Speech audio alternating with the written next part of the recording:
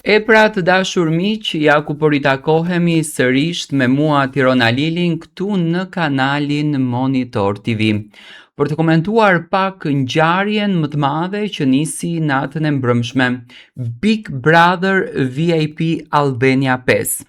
Në fakt ishte një spektakël i mbushur me shumë emocion, me shumë ngjyra, një natë tepër glamuroze, një hyrje shumë e veçantë, do me thënë të gjithë banorët ishin të njëjtë në përzjedhje, përpos Lore, e cila hyri duke kënduar, por të gjithë banorët e tjerë ishin të njëjtë. Nuk është se kishte hyrje shumë glamuroze, nuk është se kishte hyrje shumë wow, por do me thënë hyrjet ishin të njëjta për të gjithë banorët.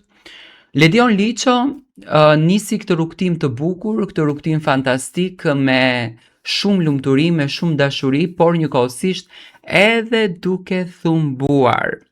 A i tha që moderatorja, apo a i plani që në fakt është kapur nga këmbët te koka, fatkeqësisht nuk është më, sepse nuk është Arbana dhe tani jam unë. Do me thënë, strategjit, lufta që po ndodhen mes Ledionit edhe Arbanës, ndonjëherë ta mendojmë si një luftë virtuale, por ndonjëherë ta mendojmë si një luftë të vërtetë. Unë në fakt doja ta mendoj si luftë virtuale, por është një luftë të vërtetë sepse Ledioni dhe Arbana duket që kanë prishur raportet e tyre, edhe pse Arbana e kishte cituar në një postimin e saj që Ledionin e ka mik, por miqësia kur vetë në pa interesi, normalisht që shkatrohet, kështu kemi mësuar kohët e fundit. Por gjithsesi, do me thënë, nga banorët të cilët kanë hyrë në këtë kast, nga një shtëpi shumë e bukur, presim shumë dinamika, por natën e mbrëmshme na u shfaq një video në LED wallin e shtëpisë që tregonte që brenda kësaj shtëpie kanë jetuar disa banorë të tjerë që nënkupton, do me thënë, ky Big Brother do t'jetë i ndarë në dy botra. Kjo është pikpyetja e parë. Ky Big Brother ka dy botër më vete, mund t'jetë bota AI e cila do të shfaqet vetëm në ekranin televiziv, apo është një shtëpi paralele e ngjitur. Tani nëse ne do të bëjmë krahasimin e shtëpisë së vitit të kaluar me këtë shtëpi, do të ndalojmë tek dritaret. Për shembull, vitin e kaluar ka patur 6 dritare tek dhoma kryesore e madhe.